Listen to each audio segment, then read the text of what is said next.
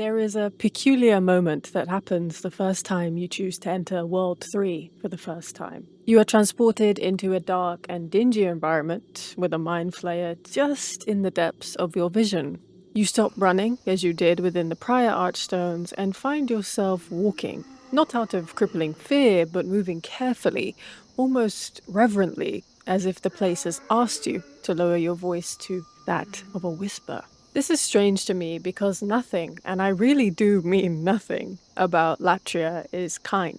It is a prison of ritualized suffering, place designed around psychological erosion of the Queen Yormida and the false prophecy of the fool's idol. And yet, it often feels perhaps disturbingly calm, and at least to me, even beautiful in a way. The horror is present, undeniable, of course, but it is oddly distant, like something preserved behind museum glass. Latria, both the prison and the tower, is a horror level by any structural definition. Its enemies are built around control, paralysis, and the punishment of impetuous decisions. The theme blanketing Latria is explicitly about intellectual cruelty and the misuse of power by the old monk. And yet, when I set foot into World 3 for the first time, I was absolutely enamored by it. Obviously, Latria is a terribly lonely place, but I am under the odd belief it really is a wondrous level. It's this weird emotional contradiction of design and lore, and that is so interesting to me because it tells me that the calm of Latria is not the result of a single artistic intention, but an emergent property of many overlapping design decisions and inherited patterns interacting with player psychology in ways that were likely not fully anticipated by the development team, if you catch my drift. The first area of Latria, the Prison of Hope, establishes this almost immediately. The opening cell block is dense with empty cells and identical pathways, but the tempo overall is quite slow. The enemies don't rush you if you don't rush them, and the mind flayers follow a very structured patrol, and their presence is audible long before it is physically threatening.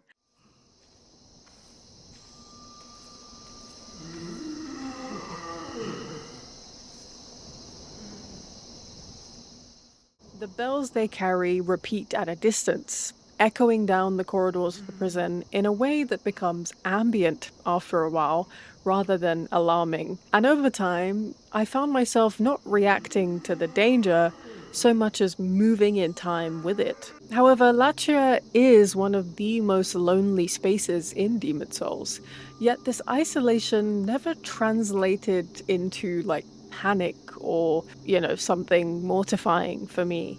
Instead, it translated into this sense of very intentional quiet. Without NPCs to assist, without hordes of enemies to worry over, my attention turned inward, and I remember very clearly that I began to really think about where I was for the very first time in my playthrough, and found myself thinking about why it exists in the first place. Now, obviously, the mind flayers are terrifying on paper. They paralyze you and then kill you with brutal efficiency, but they are also slow, and they're visible from a mile away with very intentional, audible presence. You're rarely surprised by the mind flayers once you understand their patterns. Even the hollow prisoners, with their grotesque appearance and the kind of disturbing murmuring sounds that they make, are more sad and pitiful than they are outright frightening. They don't pose a threat unless you're careless and again rush blindly through the level.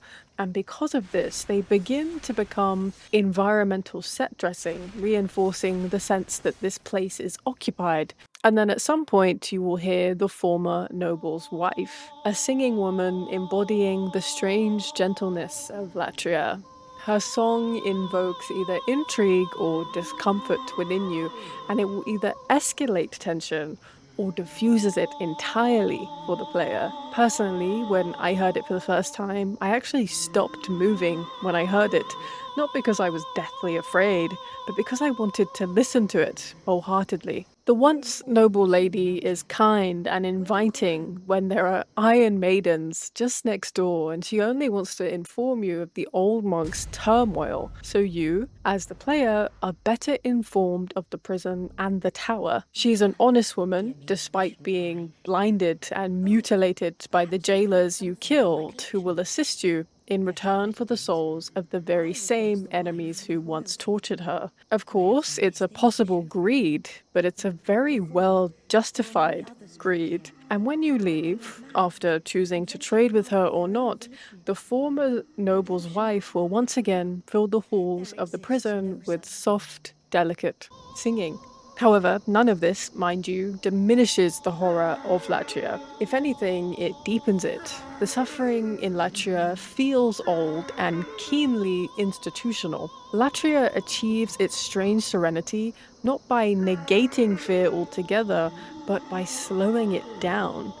Moving upward to the Tower of Latria, there is something unexpectedly gentle about the mechanical heart. By the time you arrive there, Latria has made it very clear that something is amiss within this level, so instead, the tower narrows its focus onto the giant heart outright and doesn't mask it behind any cryptic singing or many empty cells leaving you to wonder what's going on.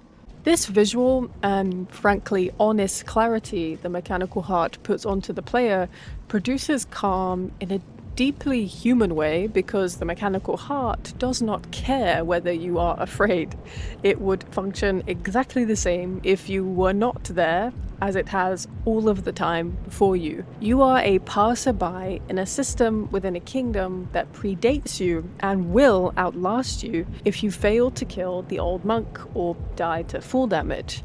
The mechanical heart is a system or a machine that operates flawlessly, even when that system is morally abhorrent. It is unsettlingly honest precisely because it is composed. Chaos, like that of Lost Izalith, would be much easier to reject, for example. The mechanical heart creates this sense of calm by refusing to perform horror despite being a horror.